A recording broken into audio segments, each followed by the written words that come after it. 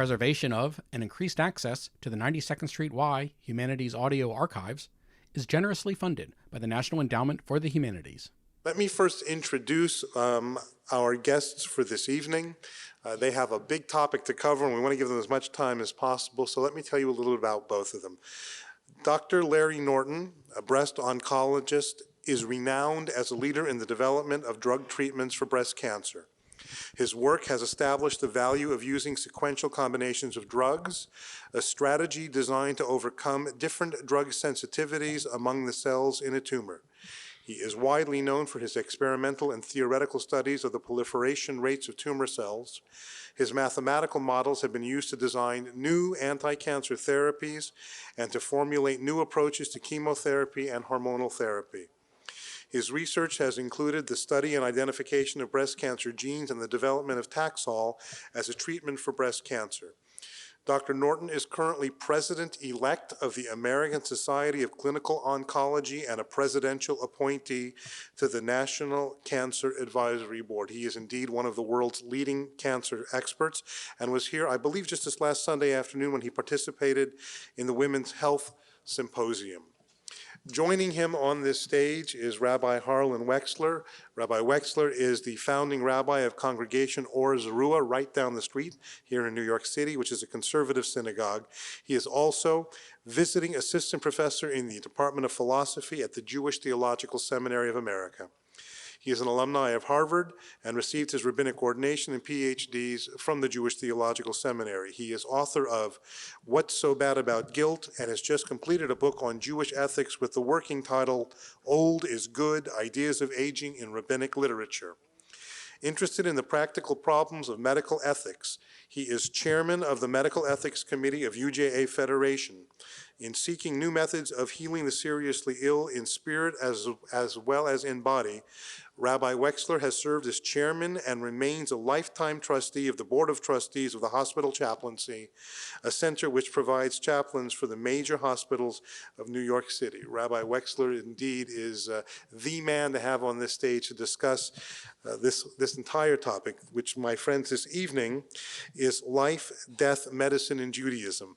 No small feat that they have to do in the next hour, and it is with great delight that I ask you to join me in welcoming Dr. Larry Norton and Rabbi Harlan Wechsler.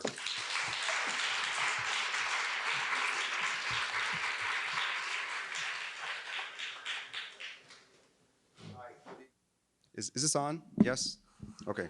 Okay. I'm just going to start off just by explaining why we're here and why we're doing this, and basically the format of how we're going to proceed. This really is an attempt to try to make public-private conversations that we've had on a number of the topics that we're going to just touch on in the next hour, just a few of the dozens of topics that interest both of us. And obviously, there's direct connections between medicine and religion.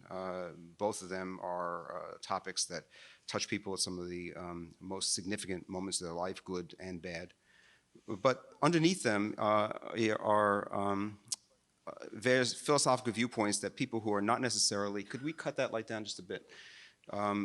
Philosophical viewpoints that are not necessarily incompatible, but are thought to be incompatible by many people, and that is science versus religion, or objective study of nature versus belief or faith-based approaches to nature. As many of you know me, because I know many of you, and know that I at least define myself as a very religious person. I also define myself as an active scientist, and I found no problem whatsoever between scientific approaches to truth and religious approaches to truth, but nevertheless, that there are differences of opinion on this topic, and there are certainly different belief sets. And this has been one of the major topics that we've had an opportunity to discuss together, and I think it's very relevant to have an opportunity to discuss it with you. To hear some of your views and share our views with your views and try to just illuminate some of these important topics. We've decided to talk about three things, and they are prayer. Does prayer help? The nature of miracles, and do miracles occur? And also issues related to hope and medicine. And discuss it in this way is that each of us will speak for a few minutes. and then have an opportunity to hear from you. And I think because we're trying to cover 3 topics in an hour, probably maybe 1 or 2 comments from you that we can both react to would make sense in terms of the time constraints that we have, and then try to cover these areas. We hope to ask more questions we can answer, which is the basis for all good philosophical inquiry, but perhaps at least come to some common vocabulary that we can all use to try to understand these major things. So we thought we'd begin with the notion of prayer. And the question that's frequently asked of me as a physician is, does prayer help? And I'd like to ask that question of Rabbi Wechsler. Thank you very much, Doctor. It's a pleasure to be here. I want to say a few words of thank you to the Y for hosting us tonight. The Y, among its many good deeds, also hosts Congregation Or Zarua, which is very dear to my heart. And during the time that we are building our building, we meet here on Saturday mornings. And so this room is sometimes the room where we do our davening. So we're not going to do the davening tonight. We're going to do a little bit of thinking. I know many of you. I don't know all of you for sure. And I don't know how many of you who are my friends know that my background is one of science. Before I got hooked on theology, I thought I was getting hooked on science. And I spent a number of years as a biologist and actually spent a year in research at the Massachusetts General Hospital. Have I told you that? No. Oh, see? After I did that, I went to rabbinical school. It wasn't for me. I'm delighted that I went to rabbinical school. The issues that we're going to talk about tonight: does prayer help? Do you believe in miracles? And is hope good? I wonder when the last time was that you asked your doctor questions like that. People ask me questions like that, but I don't think they ask you questions like that all that often. Oh, no, I do get those you questions. You do get those questions, all right? Yes, then I'll tell you some of the medical questions that I get, too. Often from people in this audience, in fact. Now, the question is, does prayer help? That's the first question we're going to talk about. And the answer is, it may or it may not. Okay. Next question. No.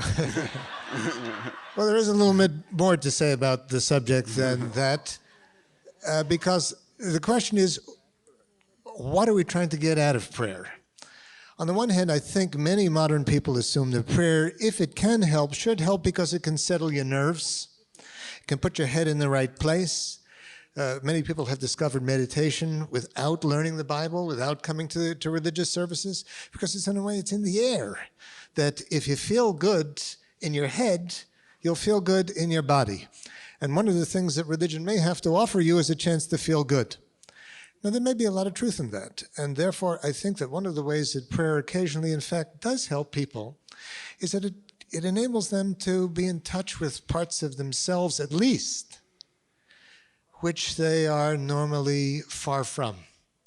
It can concentrate the mind. It can make you aware of your spiritual existence. It can make you aware of the fact that you are both body and soul. So there are some really practical ramifications to prayer simply on the personal level. And you notice I didn't say anything yet about God. Prayer can also be effective because I really truly believe that God listens to prayers and that we as human beings are created by God, and therefore our bodies and our souls are all products of a divine creation. And I believe that God is concerned about our existence.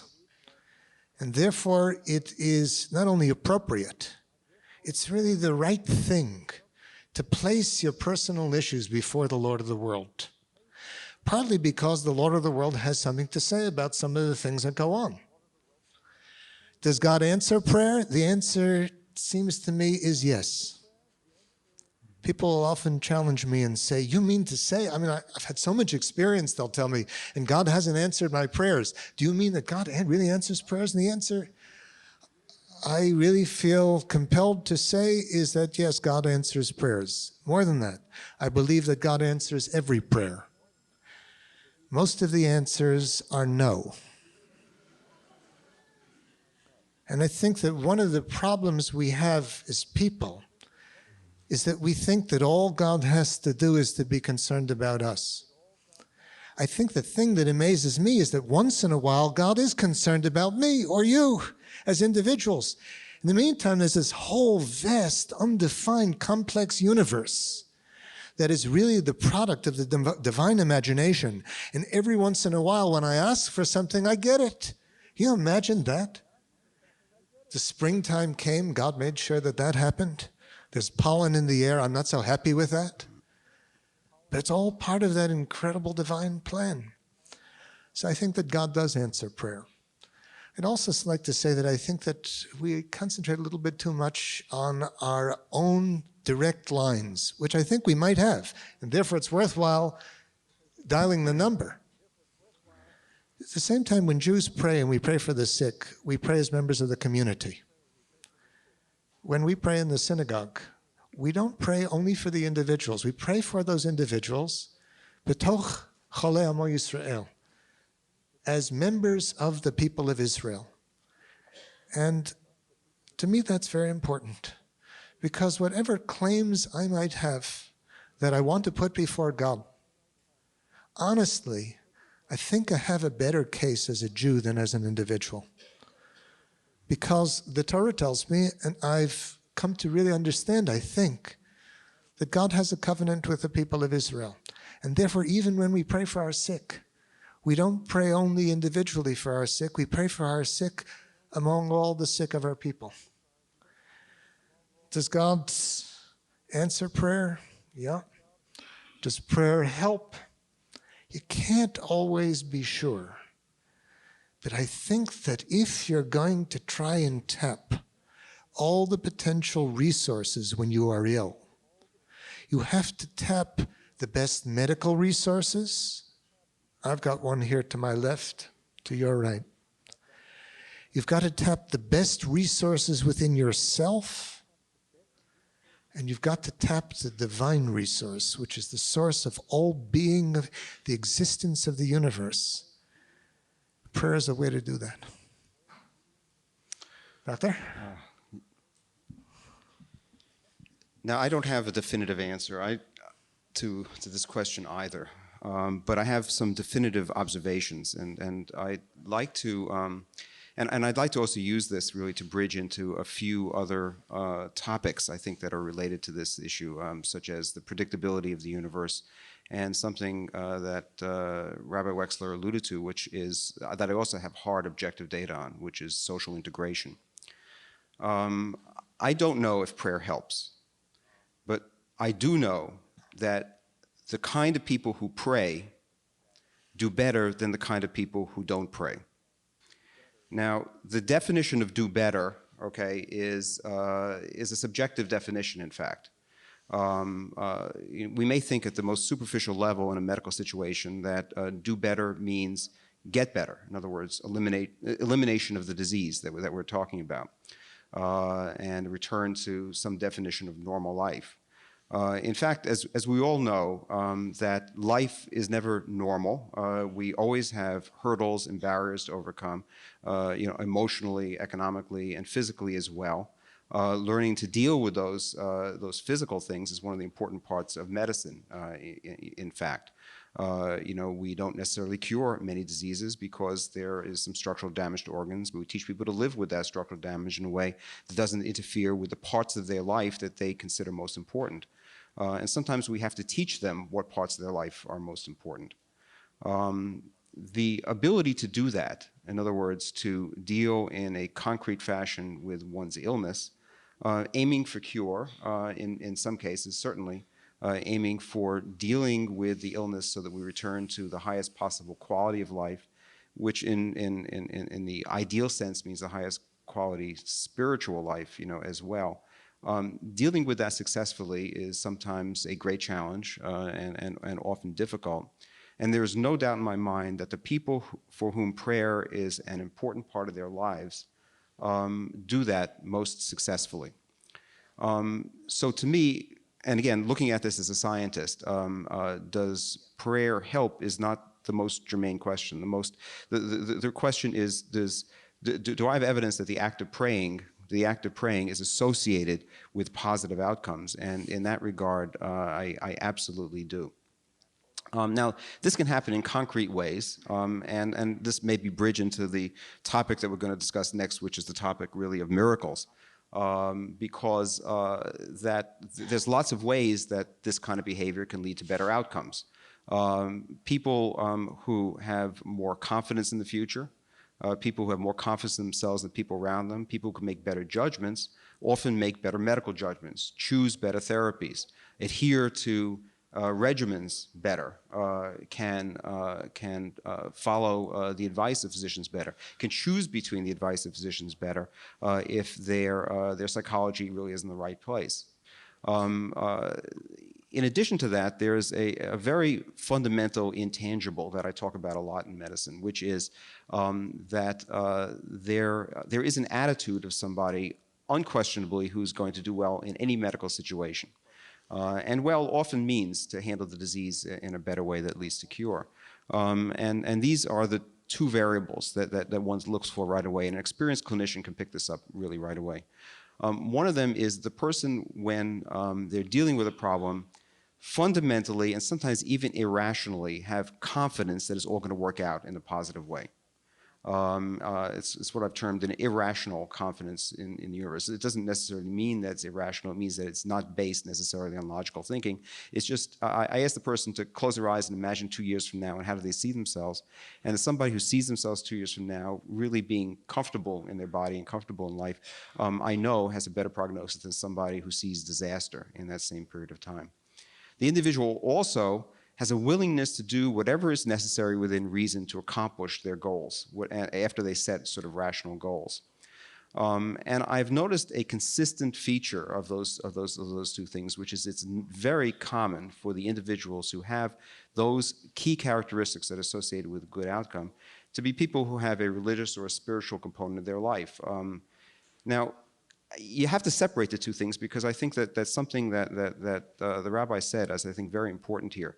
We have hard data from very carefully done studies that one of the most key features, indeed one of the best prognostic factors for dealing with illness, and a more powerful prognostic factor than many biological things that we measure is what we call social integration. People who are connected to other people have a better prognosis than people who are not connected. Somebody who comes to the doctor and then goes home alone, doesn't have friends, doesn't have family, doesn't have activities that involve other people, doesn't have close people to speak with, people to share their thoughts with, people to bounce ideas off. Those people are in serious trouble. And so the nature of communal prayer as a way of joining people together is, I think, an extremely important component of that social integration piece. Now, I don't think that anything that I'm saying is necessarily, I haven't mentioned God either, but I don't think that anything I'm saying exclude the presence of God. And I think when we get to miracles, I'll give you some of my thoughts on that as well, as a biologist, as a physician. Is it God's plan to make us socially integrated? Is becoming socially integrated consistent with a plan that is designed by a superior being? Is confidence in the future part of God's plan? And when we lose that confidence in the future and confidence in ourselves, are we actually diverging from a global plan? You read the Shema and it says very, very clearly that, that the universe has a certain natural order and you're a part of that natural order. The more you adhere to the natural order, the more likely it is that the natural order, which is fundamentally good, will come to pass in a way that will be beneficial for everybody. And it's a very clear fundamental prayer in Judaism. And I think is the essence really of what I'm saying.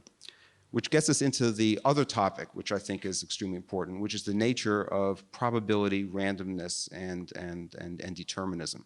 And that's a very good thing for me to introduce when I have exactly 20 seconds left.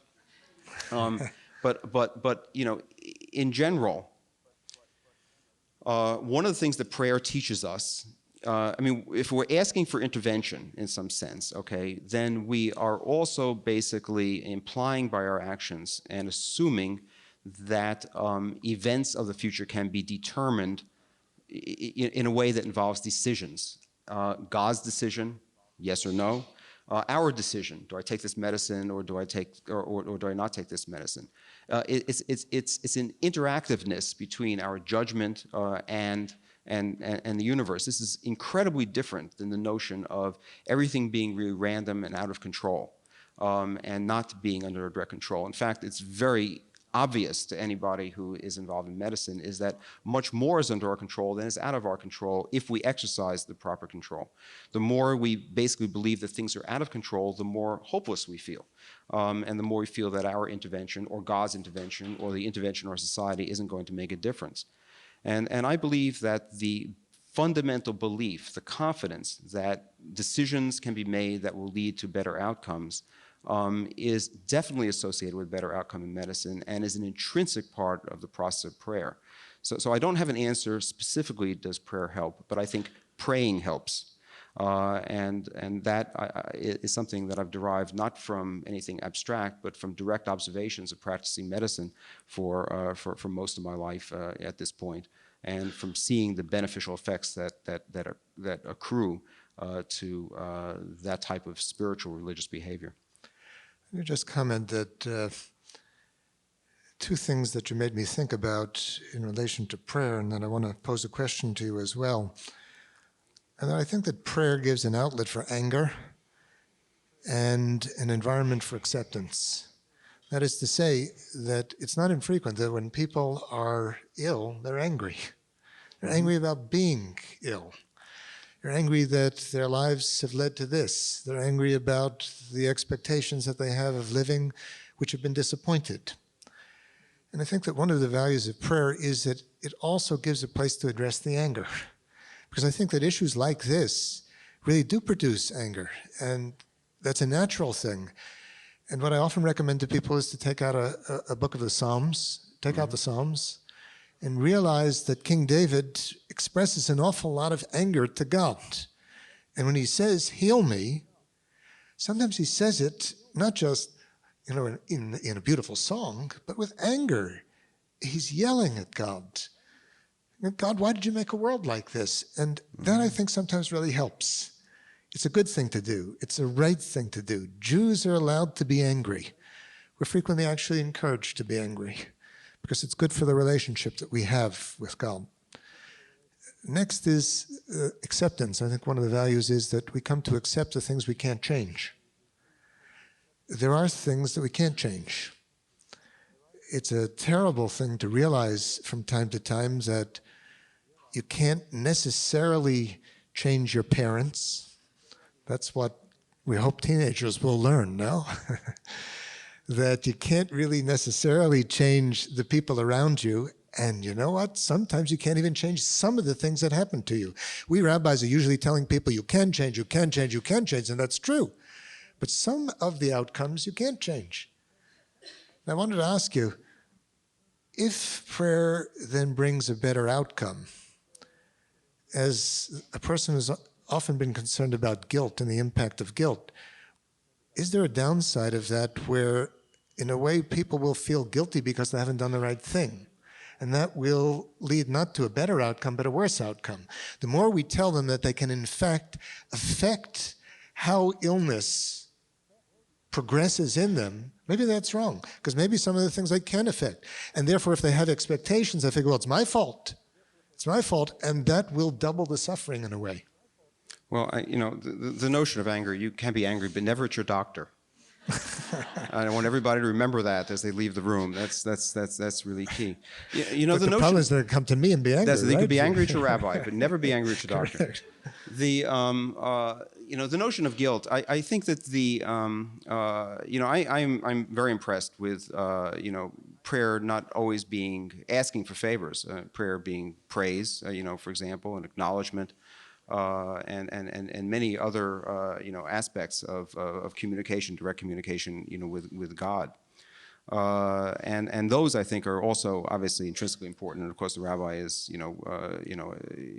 more knowledgeable about this than I am as well. There probably is education about what is rational to pray for and what is irrational to pray for in terms of in that sense.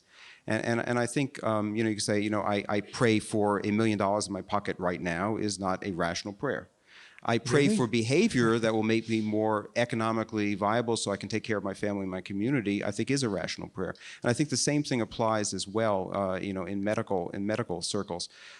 Praying for the strength, the ability, the judgment to be able to deal the best possible way with the circumstances that face you, I think is a very productive activity. Praying for something to happen of a supernatural kind of nature that will reverse natural processes. We're going to bridge into miracles in a moment. I think is something that may not be productive because it's very unlikely to be answered by no. Because that isn't the natural course of things. I mean, that isn't the way the universe has been constructed intelligently by God. And so you're praying sort of out of the natural order. One could be angry that it doesn't necessarily, work the way you'd like, and you'd be able to pray for sort of concrete things like rubbing the lamp and having the genie appear. But I don't know if that's so much in the nature of Judaism, actually, to do that. And it's certainly not what I do when I pray. And nor do I find it in the Siddur when I'm reading, where it says, a blank, dear God, please give me fill in the blank. I don't see that so often.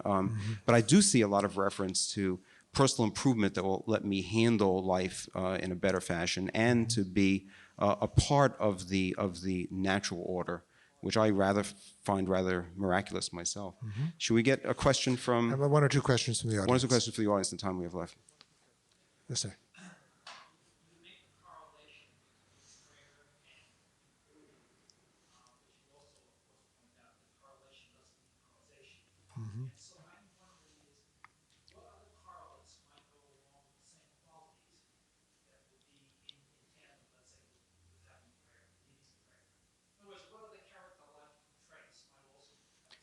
Well, I want the rabbi to respond to this as well, but from my point of view, I think I mentioned them. It's an intrinsic confidence in the future. It's almost a reflex confidence in the future. I'm just going to waste a few seconds talking about a baseball player that I interviewed one time many years ago.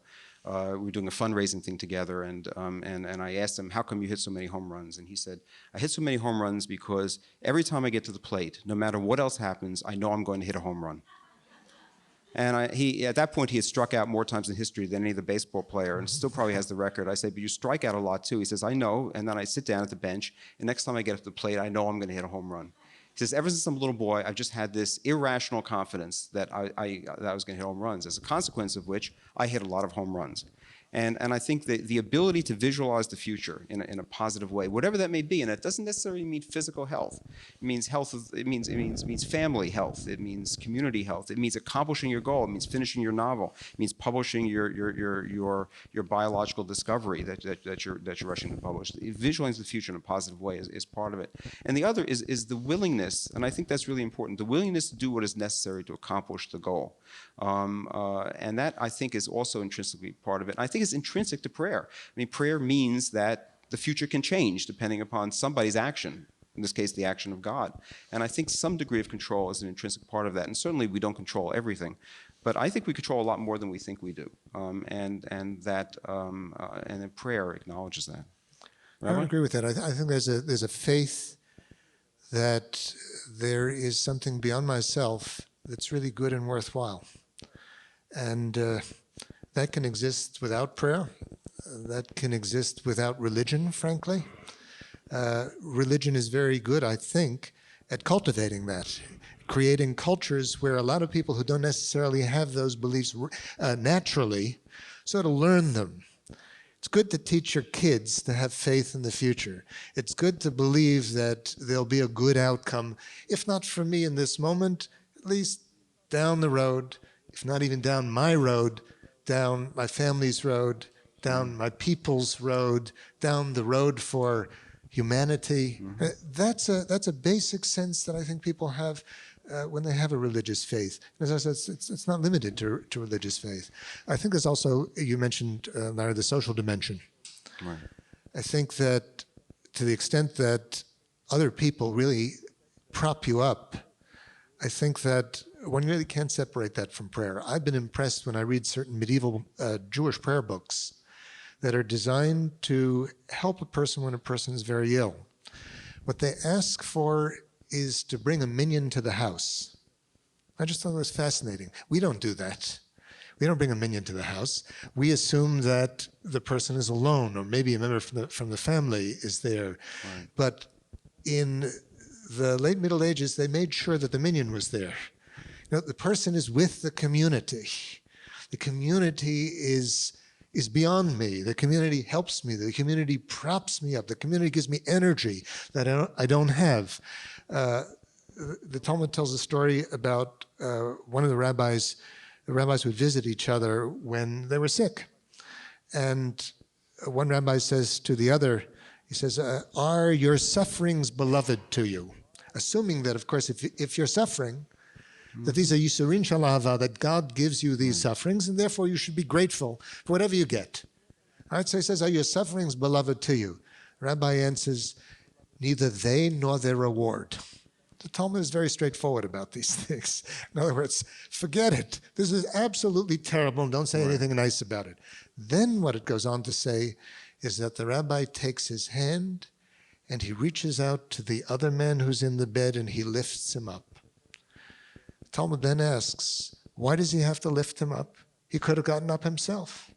The Talmud answers, a person who is in prison cannot open his own chains. You need the community. You need somebody else to be able to break the chains. Please. Along those lines, what do you make of, there are legends of randomized double-blind studies where a group of patients who is prayed for but doesn't know it does better in terms of actual healing than the control group that is not prayed for? As far as we can tell, those are fraudulent publications. I'm aware of that. That was actually quoted. As far as we can tell, that's not true. However, I mean, just as, and I think we have to move on to the other topic, fairly quickly. But the one of the most beautiful things that I see in my hospital is that there is a minyan every afternoon, of people who want to pray together, mostly staff, whatever. And sometimes on request and sometimes spontaneously, because we know about it, we'll meet together in the room of a patient. And all just sort of crowd in there, often not enough room quite to breathe, really, and just daven mincha mariv together. And it is an incredibly beautiful experience to do that, and an unbelievably incredible. And it reminds me really of your comment of bringing a minyan together to home, because people are busy doing. I mean, doctors, are scientists are very busy, and to take time off, no matter what you're doing, to do that, and to do it with a sick person, to incorporate them in community is a very, very positive thing. And that I think is something that I would have more confidence in, would have a very positive outcome. Dr. Norton, do you believe in miracles? Topic number 2. Anybody who heard me play music last night would know that miracles exist. That's a sort of a semi-inside thing. Dr. Norton played with Elton John last night, I'll have you know. Right. And yes, that I survived that was a miracle. The fact that I played a wrong note and was able to get back to the right chord in the next measure was a We true were miracle. praying for you all the time. Two things about miracles that I think just to sort of start us off. One is a joke, and the other is a dilemma. All right, and the joke really is that some of you may have heard is a flood's coming. And so the policemen go to a man's door and say, you have to leave because a flood's coming. The man says, God will save me. I'm very religious. I'll pray and God will save me. Then the water's starting to rise and a truck comes by and says, hop on a board real fast. We have to evacuate. And the man says, no, not necessarily. God will save me. And then the water rises. A boat comes by. He refuses that. He refuses the helicopter when he's clinging to the chimney. And he dies and goes to heaven. He says to God, why didn't you save me? And God says, listen, I sent you a policeman. I sent you a truck. I sent you a boat. In a very fundamental sense, I believe in the incredible wisdom of nature. And I have to believe this as a scientist. Mathematically, I have to believe this as a scientist. Someday, I hope I can give you a lecture where I can show you some mathematical understanding of the universe that I think clearly indicates to me the presence of God. I think it almost constitutes a proof of God. I can show you sort of natural forces that exist, that are absolutely essential for life, that depend upon a critical variable, a critical number, hovering, between, let's say, 2.1 and 2.11. And if it were 2.12, life wouldn't be possible, and if it were 2.09, life wouldn't be possible. You know, and you say, well, you know, by random chance, you know, that somehow it all worked out in the multiplicity of universes that have existed since the beginning of the Big Bang, you know, that constant sort of worked out at this planet at this particular time. And when you start to do the calculations, you realize there are not enough planets, there is not enough time since the Big Bang for this to have happened by chance. Or the likelihood of that would be so extraordinarily small that it would be very hard for anybody to rationally believe. And it's not just true for heartbeats, and it's not just true for enzymatic reactions, and it's not just true for other natural processes. It's true across the board in biology, that there are certain fundamental constants that seem to be set for the mathematics that determine life, that to me, as a mathematical scientist, very hard to me to believe that these happen purely by evolutionary chance. It really has a sense of some design. Now, this doesn't necessarily mean, in my mind as a scientist, you know, that God just sort of took the lump of clay and said, here are the eyes, and here's the nose, and here's the mouth, and this is sort of life. But that what God did is made a set of rules. A set of rules that, when these rules are acted upon, our natural universe were created. I mean, simple rules. Every place you go in the universe, there are 3 dimensions, 4 if you consider time. Why aren't there 5 dimensions? Why aren't there 7 dimensions? Why aren't there 2 dimensions? You can construct easily, theoretically in your mind, universes that work on 5 dimensions. It's not hard to develop those equations. Einstein did it. It's not difficult to sort of do that. But everywhere you go in the universe, disconnected pieces of the universe, there's only evidence of 3 dimensions, 4 if you consider time a dimension, and that's it. Why does heat always flow from hot to cold? Why doesn't heat flow from cold to hot? When you put a cold object and a hot object together, why doesn't the hot object suck more heat out of the cold object? Why does it work the other way? Why does time move only in one direction? The physicists, the mathematicians can deal with time moving in 2 directions, forward and backward, very easily, and even a multiplicity of dimensions in the equation. And you can get a very tenable universe that way, but every place we know in the universe, time only moves in one direction. Fundamental physical properties, biological properties the same. So I see a set of rules, and I see that those rules basically acted upon to give a natural order that makes an enormous amount of sense. And when I pray, when I read the Siddur, when I read the Torah, I see those rules really set out, frankly, in a very logical, kind of reasonable fashion, in a fashion that makes sense biologically to me, and also in terms of ethics, and in terms of individual human psychology, and in terms of social psychology, and so on. So to me, frankly, it's all a miracle. And I have a lot of trouble distinguishing when people say, you know, I'm waiting for a miracle to occur at this time in this place. The fact that we're in this time in this place to me is miraculous, and that we're going to move forward from this time and place is miraculous. So I basically think we live in a sea of miracles constantly, meaning a sea of interventional events that all make sense and all bring it forward. Now, the reason why we brought this out as a topic is I'm going to then bring this, if I'm so wise and I've got this sort of notion as a biologist and a physician of what is the nature of miracles, how come I can't solve this particular dilemma? I'm at the bedside of a patient who is extremely ill and has gone through all therapy that's possible for their illness. And most of the therapies for the last 5 years have been rather toxic, and the patient has dealt with that toxicity, and there's been some benefit, but there's also been some loss. And at this point, there's organ function that it cannot be recovered by anything that we know about the natural order. In other words, the rules of how livers function, how a liver functions, how a bone marrow functions, tell us that there's no way there's going to be recovery of these organs, and that there is therefore, from a biological point of view, nothing that I could do to help the patient in a real sense. But there are medicines left that I haven't used for this person's illness. And I say to the family, it was a very religious Jewish family, that I don't think I should offer these medicines because there's a very low chance, and so low that I can't even calculate it, these medicines will help, but essentially 100% chance these medicines would cause toxicity. And I think at this time we should concentrate on keeping this person as comfortable as possible out of love for them and out of concern for their respect.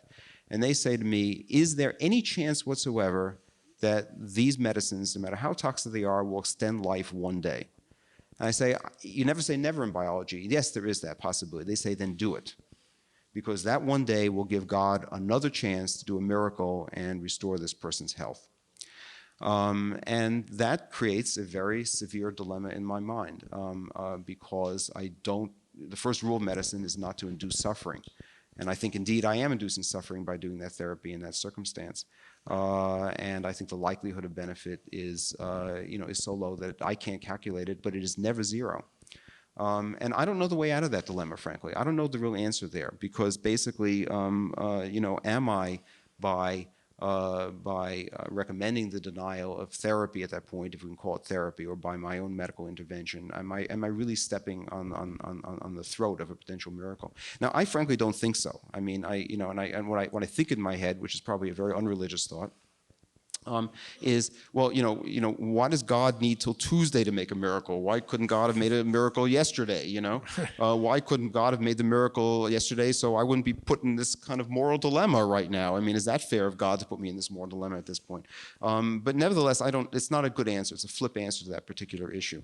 And I don't know how to proceed. I do know what's right to do medically in those circumstances. I do fundamentally believe so. And I think I know what's right to do ethically, because it's the patient that's my patient, and primarily, and not their family that's my patient in that circumstance. And I do know that people in those situations often do make the decision for alleviation of suffering, if given the choice, because they've already made the psychological transition that there are things more important to them than their physical well-being at that moment, such as the well-being of their family, such as allowing their family to see them die with dignity and in peace. And the families may not have made that psychological transition. Death is much more frightening if you're very, very healthy than if you're very, very ill and facing death. And this is something else that we have objective evidence on. Cancer patients, for example, who are very, very close to death, death is not their primary fear. Pain is high on the list. Loss of control, loss of dignity is high on the list. Death itself is actually not high on the list when people are queried about this. When my patients tell me they're afraid of dying, I think that's a very good thing, because it means that they're essentially healthy. And that they are essentially doing well. And that's the kind of thing that healthy people worry about, that people who are very sick often worry about much less. But patients can sometimes make that transition to a higher state of understanding, whereas their families really haven't. But nevertheless, the idea of me precluding God's miracle by withholding therapy is something that I have a lot of trouble sorting out in my own mind. And therefore, I'm going to ask the rabbi what the right answer is. I usually get the cases before you do. Or at least on the way, and not at the very end, actually. I had someone come to me not very long ago, and, oh, excuse me. Is that you? That's me. I thought you turned it off. Let's do it. I can do it. All right. That's to tell me it's time to count the Omer. Which we'll do after the lecture. We'll do it afterwards. I'm sorry. The person came to see me, and described to me that there was a sudden case of cancer in the family, which was unexpected. There was nothing in the family history or in the person's own history that had led to any expectation that this would happen. And I asked what medical treatment they were planning. Medical treatment sounded to me to be appropriate, as much as I can understand those things. And then what the person said was what I will frequently hear: we need a miracle. We need a miracle. And I said, well, we'll try. We'll try. And I didn't only mean personally, I mean, we'll try. We'll try for a miracle. What does it mean to say that we need a miracle and we'll try for a miracle? The Talmud talks about two different kinds of prayer. One is a reasonable prayer. You mentioned things that are reasonable to pray for. And the other is a tefillat shav, a vain prayer. A vain prayer is a prayer where, for example, you see that you're coming into a city and you're standing on a hillside, and you see that a fire is burning and a house is burning down. And the prayer you utter is, please God, make that house not mine. That's called a tefillat shav, a vain prayer. Right. Because there's nothing you can do at that stage of the game. At that stage of the game, the facts are already there. You can't change the facts. Whereas before something happens, or before a certain result, in fact, has taken place, then there's a certain amount of potential movement. There's a certain amount of the unknown. The incredible thing is that I've found when I talk with people that nearly everybody has a story to tell me about a miracle that happened to them or to somebody in their family. Someday I should compose a book of miracles. The things when people will tell you when they're either a little bit drunk, because you're not supposed to believe in those things. You're modern people, and we modern people will be able to rationalize every extraordinary thing that actually happens to us. So that most modern people won't even accept what I'm just so thrilled to hear the way you say it, what we call in the Talmud the Sidrei Breshit, that everything is a miracle. Every moment that you live, every breath of life that you breathe in, it's all miraculous.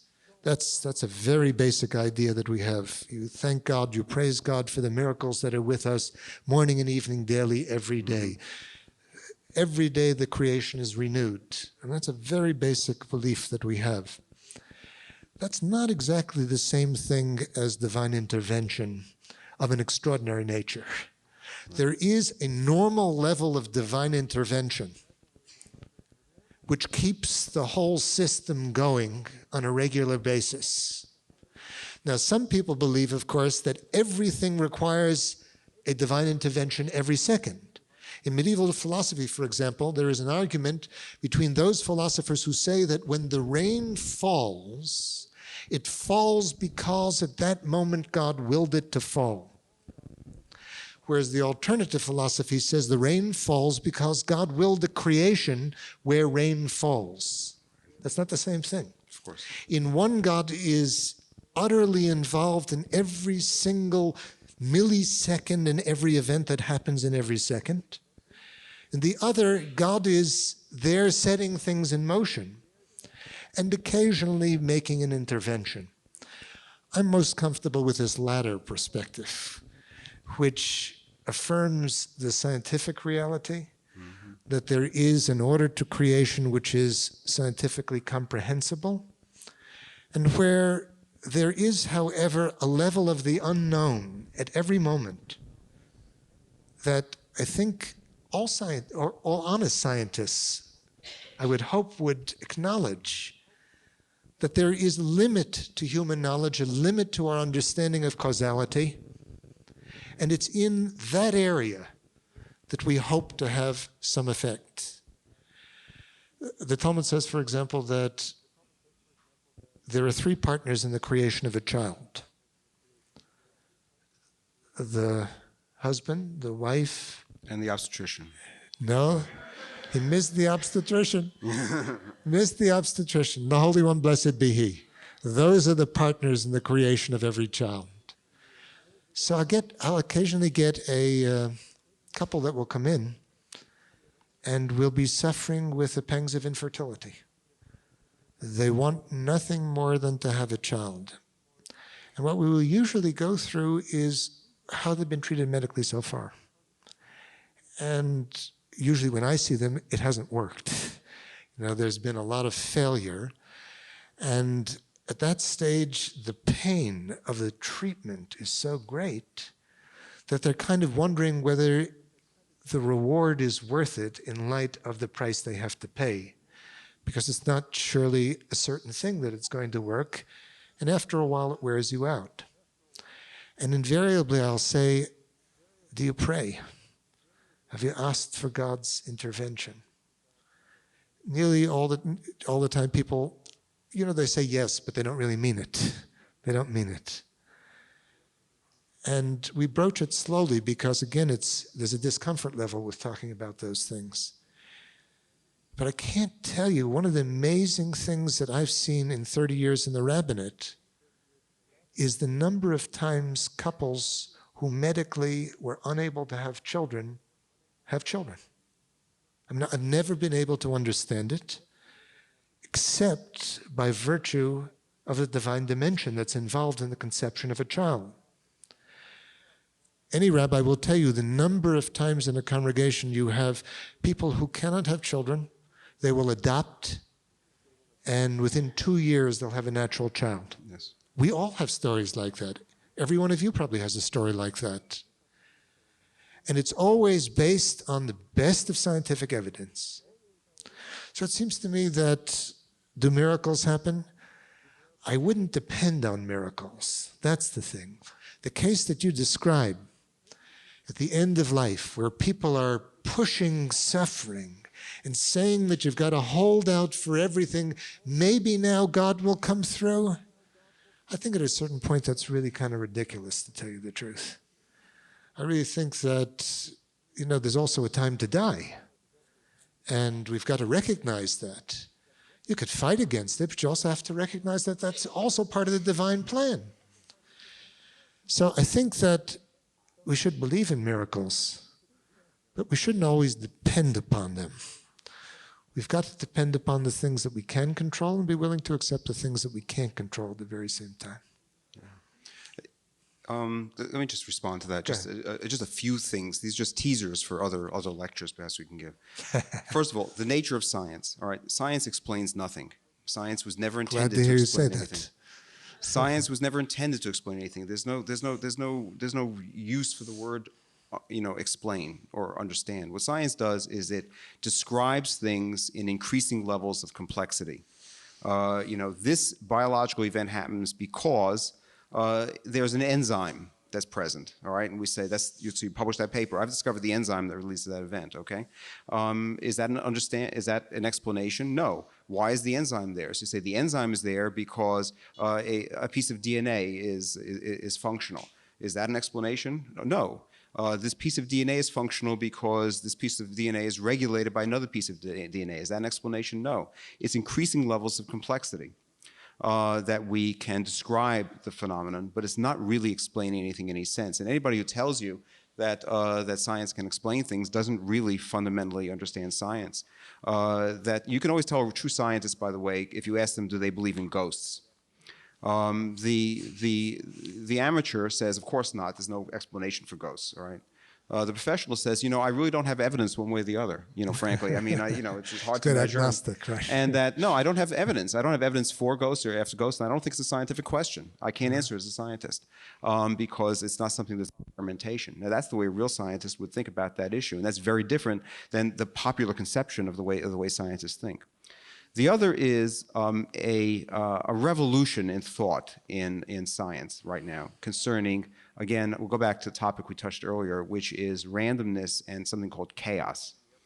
If you're flying an airplane over a beach and you look down at all the people that are on the beach and you imagine them kind of as all dots, it looks like a random distribution, like you just took people and just threw them out on the sand, and they're all which way for no kind of logical reason. The definition of randomness in mathematics is that it takes as long to identify where everything is as the number of pieces of things that you're identifying. All right. If you throw 3 coins on the floor, for example, and they're arranged randomly, you can't describe it except by describing the position of 3 coins. Describing the position of 2 coins doesn't tell you anything about the position of the third. So that's what you call randomness. Now, in fact, the people are on the beach. Everybody is where they are. They're sitting or standing where they are for a very good reason. Somebody wants to be close to the water. Somebody wants to be close to the hot dog stand. Somebody wants to be close to their car. Somebody wants to be close to somebody else. There's a very good reason why everybody is where they are on the beach. They didn't randomly put themselves in the sand. Nevertheless, from the sky, looking at this, it looks like a random event. And in fact, the more modern view of science is there's no such thing as random events. Is that everything is determined. And therefore, things that look random are really chaotic, all right, because it looks random, but we know that it isn't because it's fundamentally determined. It's just that the complexity of the deterministic system is such that it can never really be understood in any way. The complexity is such that we can't solve all the equations fundamentally in a mathematical sense forever if we calculated them. And often human behavior is like that as well. And I see no reason why divine intervention or divine plan can't really be part of the deterministic system, actually in a way.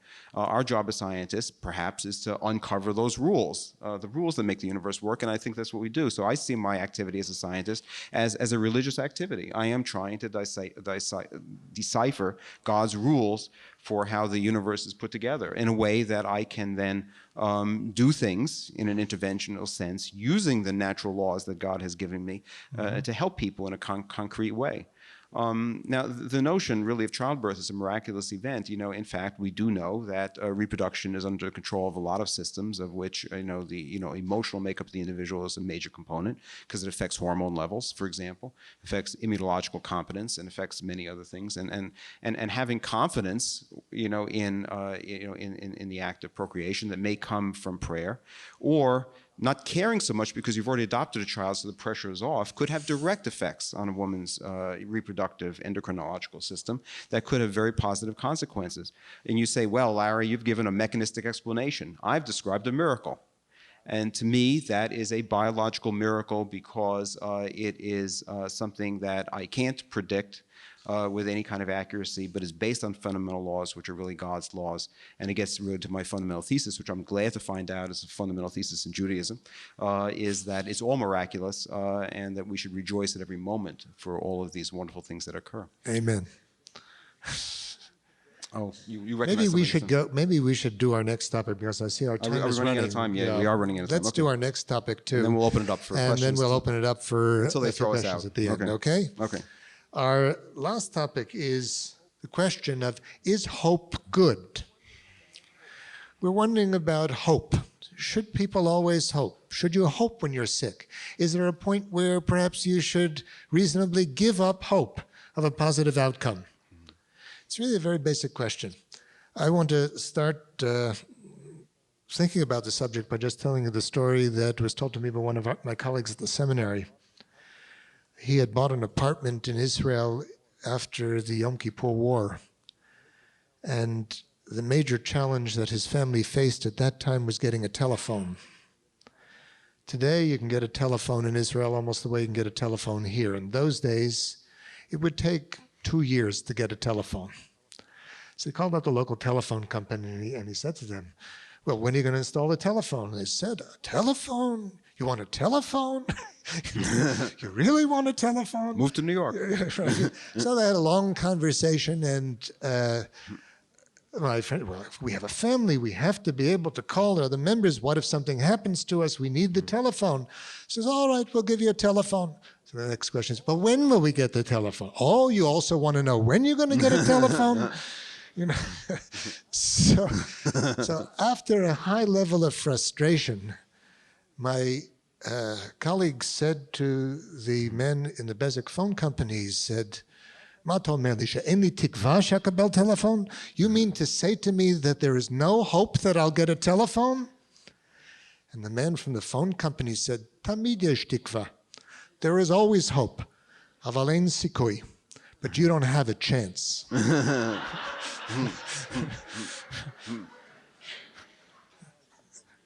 That's the way I see hope, really.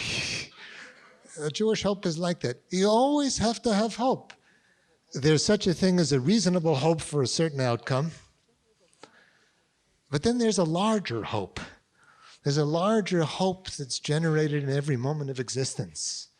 That in fact, there is almost a loving embrace to our existence. Hope, it seems to me, is generated out of a sense of love, the love that people generate from the ones that they feel affection toward, the way you feel when you feel that there is meaning to your existence. Then you have hope. You have a hope that's essentially an irrational hope. Hope is really irrational. Because no matter how much ein sikui, there's no prospect for getting a telephone, or there's no prospect for getting better, you can always hope. And it's not a foolish thing. It's an extraordinarily important thing and a wonderful thing. I mean, even if you're not going to get better, you still hope you'll get better. When we say a prayer, we always say a prayer, Shetiyeh lo refuah shlema.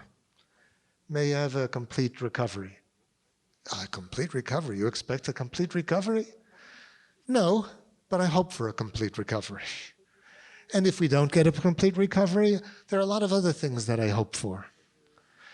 Sometimes when you're in the room with somebody who is on their deathbed, and you recite the confessional with them. I find that the most moving part of that is where we pray for the members of the family. That if it should be your will, O Lord our God, to take so-and-so into your hands, you who are the protector of widows and orphans, protect so-and-so. Take care of the children. And you're looking at the children there. You have hope. Because what does a person hope for when they're going to die? They hope, yes, maybe they'll recover, but they hope for the ones they leave. They hope that they've really done something once in a while in their lives that's made the world a better place. And they hope that that's really right. So it seems to me that there's every reason to hope on that level. And that everything that we can do to encourage that is a positive thing.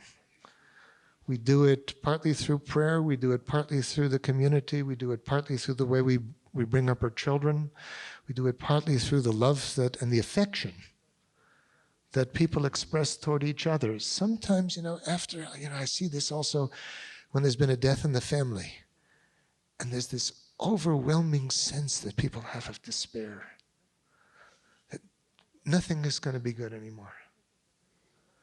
What is it that brings people out of that? You know what brings people out of that. When you see them from the beginning of Shiva to the end of Shiva, it's the affection that they felt during the Shiva, that by the seventh day they say, I can't believe that I really feel I can go on now. And that comes from the power that the community and love is able to generate in our ability to hope. Well, rabbis and doctors have something in common, which is that we have more experience than most people of being close to people who go through various serious parts of their lives, such as death, such as birth, such as illness, such as remarkable recoveries. And one of the things that physicians all note, and I'm sure that rabbis note as well, are certain consistent phenomena about people in general, such as the one that was just alluded to, the fact that time can heal if you give time a chance to heal. And I think that is something that you have to impart, I think, as a physician when you talk to patients and tell them that whatever is going on, and I'm not necessarily talking about death, I'm talking about illness, I'm talking about divorce, I'm talking about the illness or the mental illness or another catastrophe involving their children, is that I tell the patients, you haven't been here before, but I have. All right, I've been with other people in this circumstance, and I'm telling you from my experience that it works out. Remarkably, it works out. And I can't tell you exactly the path where it's going to work out, but I can tell you that a year from now, that when we're going to talk about it, you're going to see that what I'm saying really is right. One of the most painful things about hopelessness, and indeed it's the thing that defines depression, is hopelessness, meaning that the individual who's depressed has no possible conception that they're going to feel anything but as badly as they're feeling at that moment. Right. That this is, and they say, and this is often the etiology, the cause of suicide during depression, is if I have to feel this bad forever, if this is what my future is like, I just can't go on. And you have to impart to them your experience, having been there at these very, very dark moments, that it is going to work out at the end, and that things are going to be better, and they may not be perfect, but that they're going to be better, and that even at that moment, it's that we define as better a year from now, that it may be better yet in a year, and there's going to be other trials that we're going to have to go through together. I tell the patient this isn't the only one, because that's what life is a series of trials and detours, but they're going to work out as well. And this sometimes works. I can't say I'm universally successful, at this, but it sometimes works with individuals because I can see the future to some extent because I've been there in those sort of circumstances, before. The thing that I have the most trouble with, and this is why we phrased it is hope good, is I know something that's bad, and that's guilt at not feeling hopeful. That's, I know, is bad. And that's one of the hardest things that I have to deal with. Because everything that was said, even including community, which I think is by far the most important topic that we can talk about tonight, because again, I say I've got objective evidence as a scientist that community involvement, social integration is one of the key factors to keep us healthy and to keep us sane. But even beyond that is that people say, you know, I can't feel hopeful. And everything you're telling me is that hope it will lead to a better outcome, you know, biologically perhaps, but certainly in terms of my family, certainly in terms of my community. But I don't feel hopeful, and I can't find that hope. And because I can't feel hopeful, I think that maybe I'm denying myself a recovery. Maybe I'm denying my family a chance to heal. Maybe I'll do damage to them, my family, psychological damage, you know, or physical damage, economic damage, and it's because of my hopelessness. And that guilt of not feeling hopeful is something that has to be absolutely tackled. Now, I find in myself the way I tackle this is to say that it's not an abnormal reaction under severe periods of stress to feel hopeless. It's not an abnormal reaction, and shouldn't say at that moment to oneself that I am hurting myself or I'm denying God something by not being hopeful, but rather to understand that it's a transition point, and that hopelessness can be a transition toward hope. And that if you hang on long enough and do the right things, follow the right advice, make reasonable good judgments, and you need a guru, you need a rabbi, you need a doctor that you'd have confidence in sometimes to get through this period, because you can't trust your own judgments. And having that person could be extremely important.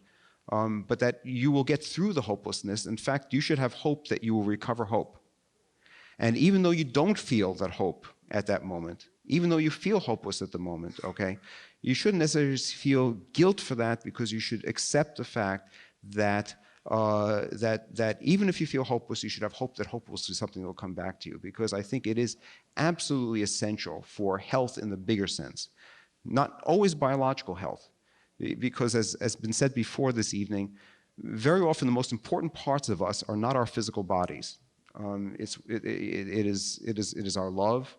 It is what we do with our love. It is what we do with our lives. It is what we leave behind. It's what we influence at a distance. You know, one of those remarkable events in my life, you know, in this regard, in terms of a difference, I gave a lecture not unlike this one, but it was more a medical topic to an audience once, and there was somebody in the back of the room. I'm going to shorten the story because I know we're running out of time. That physically didn't belong in the room with the doctors and the nurses. It didn't make much sense for them to be there. They just didn't look right. They weren't dressed right. They weren't acting right. Their faces were weathered. It was a husband and wife. And she came up to me after the lecture and introduced herself. And it turns out that they were farmers. The husband and wife were farmers. Several years earlier, about 3 years earlier, as I recall, she was diagnosed with a very particularly bad illness. Her local doctor didn't know quite what to do about it, but had read in a journal, some doctor in New York said that this approach might work, and presented some data. And he would call that doctor in New York and ask for that doctor's opinion about how to proceed. She couldn't go to a big city because she was essential for feeding the chickens, essentially. And if she didn't feed the chickens, everybody else was maximally employed. And it was essential for her to stay there and take care of the family farm. And so this doctor called me. I don't remember the conversation. I don't remember speaking to this doctor. I speak to hundreds of doctors, you know, a month. And I don't remember. This is a very long time ago. And I obviously gave instructions about it, asked him to call me again if there were problems, which I don't think he ever did. He did the therapy, and she recovered completely. And that was years earlier. And she had heard via the grapevine, probably via this doctor, that I was coming to town to give this lecture. And she traveled 100 miles and paid the registration fee, which was exorbitant, not for the physician, but certainly for the farmers, so that she could sit through the lecture and come up afterward and thank me for saving her life. Okay, one of the defining moments of my life. Okay, at a distance. Now, why I'm citing this in a discussion really of hope is that the paper that I published, was because there was some data sitting on the corner of my desk, all right, about a particular therapy that I actually was intending to use in a bigger paper that we're going to write at a later date. And it was just sitting there for such a long time that it started irritating me. And so I just said, I'm just going to write it up and just get it out. just so I can get it off my desk. And it was what we call in medicine a throwaway paper, just something you do just so you don't have to think about it anymore, okay? And it saved a woman's life in Ohio, because had I waited, another year till I had more data and published it at a later time, she would have already been dead of her illness, okay?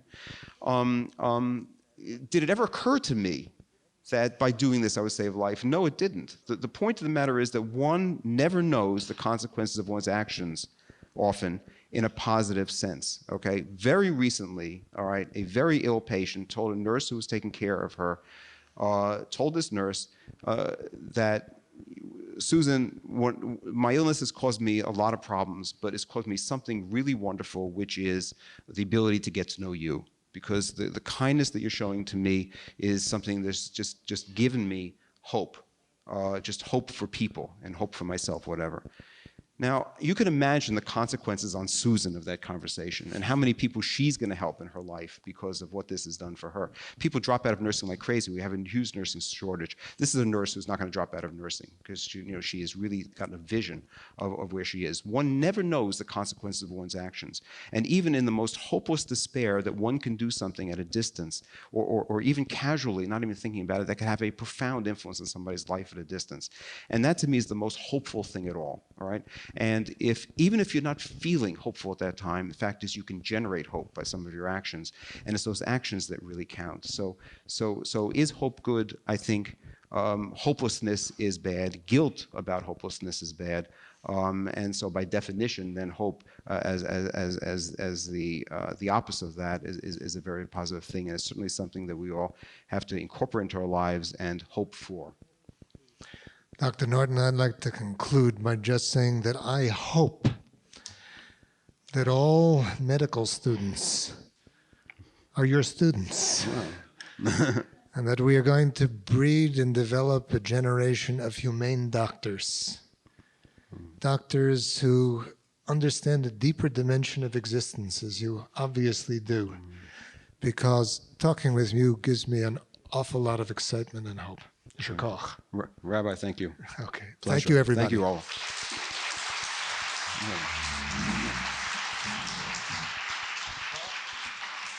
Thanks for listening.